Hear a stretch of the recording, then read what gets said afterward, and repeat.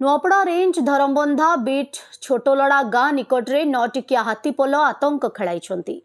एबे आखपाख गाँ लोके आतंकित अवस्था रही। अन्यपक्षे वन विभाग कर्मचारी 24 घंटिया पैंतरा मारुछंती। गतकाली नुआपड़ा वन्यप्राणी रेंज अधीन मारागुड़ा गाँ निकटकू 9 हाथीपल आसीथिला। एथिरे 2टी हाथी रहिछंती।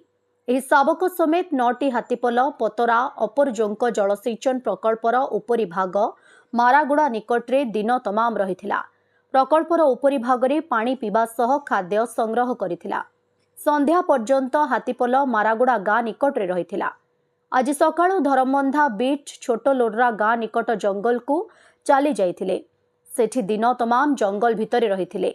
संध्या सुधा कटिंग पानी और छोटोलोड़ा गाँ मध्यस्थ जंगल रे रहिछंती। आज सकाळु नुआपड़ा वन्यप्राणी विभाग कर्मचारी घटनास्थल को पहुंची हाथीपलर गतिविधि उपरे नजर रखिछंती। एबे आखपाख गाँव रे वन विभाग कर्मचारी हाथी आक्रमणरू बर्षि रहिबाकू सचेतन करुछंती।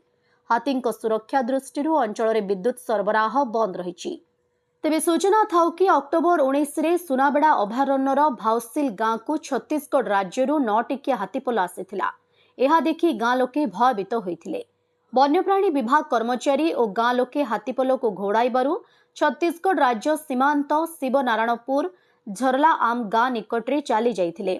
एही समय हाथीपल छत्तीसगढ़ राज्य सीमांत को चली जाइथिले। गतकाली हाथीपल पुणी ओडिशा राज्य सीमांत को फेरिछंती। एभली गत किछि मास हेबो ओडिशा छत्तीसगढ़ राज्य सीमांत सुनाबेड़ा अभयारण्य अंचल रे लुचकाळी खेलुछंती। नुआपड़ा जिल्लारू जगन्नाथ सागर रिपोर्ट ओडिशा हाइलाइट समाचार।